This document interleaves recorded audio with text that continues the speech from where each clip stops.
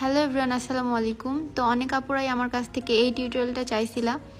তো এটার জন্য তোমাদের 90 ইঞ্চি একটা হিজাব লাগবে। আমিও 90 ইঞ্চি একটা হিজাব নিয়ে নিছি, আর এটা সাইডেও সেলাই করা নাই। অনেক ভালো একটা হিজাব, কোয়ালিটিফুল। তোমরা এই হিজাবটা সোনালী স্বপ্ন পেজে পেয়ে যাবা, আমি পেজটা ক্যাপশনে দিয়ে দিব। তো চলো টিউটোরিয়ালে চলে যাই। তো প্রথমে একদিকে ছোট আর একদিকে বড় রেখে আমি এখানে একটা কয়েললেস পিন দিয়ে আটকে নিচ্ছি সুন্দরভাবে, যাতে খুলে না আসে। আর বড় যে পার্টটা আছে সেটা আমি মাথার উপর দিয়ে ঘুরিয়ে আনবো।